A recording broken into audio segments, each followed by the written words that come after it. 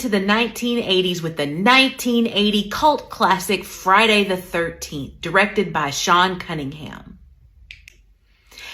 It's 1958, and two camp counselors at Crystal Lake Camp sneak off for some alone time when they're interrupted by an unseen assailant who viciously murders both of them. Fast forward to 1980, where a young woman named Annie is seeking directions to Camp Crystal Lake, but she's warned by a man named Ralph that she is doomed. A friendly truck driver decides to give Annie a ride halfway to Crystal Lake, but on the way he warns her about what happened at Crystal Lake in 1958 and even tells her about a boy who drowned there the year before. She listens to his story, but decides to go ahead anyway, and he drops her off and leaves her. At the camp, the other counselors are getting the camp ready to reopen despite the warnings. But later that night, the camp is stalked by a mysterious unseen prowler as each counselor is murdered one by one. I have a soft place in my heart for Friday the 13th.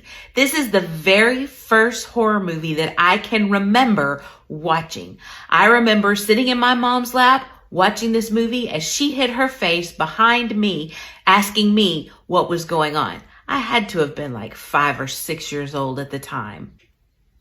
This movie does not do a great job of character development. We know absolutely nothing about any of the characters in this movie other than the fact of how they died.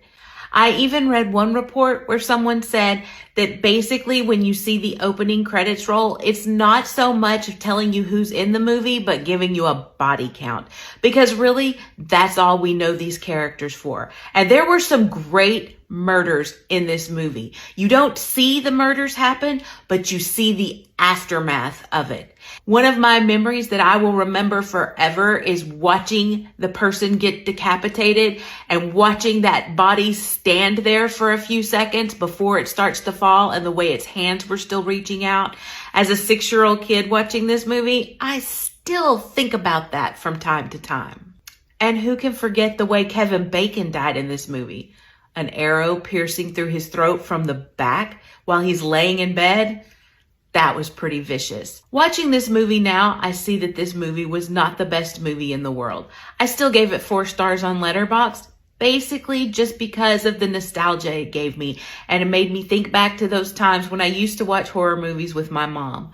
So it wasn't a 4-star movie, but that's what I gave it. This movie did start. Welcome back to 50 for 50. This is the video series where I take one horror movie from each of the 50 years of my life and review it for you. Let's get started. We're heading into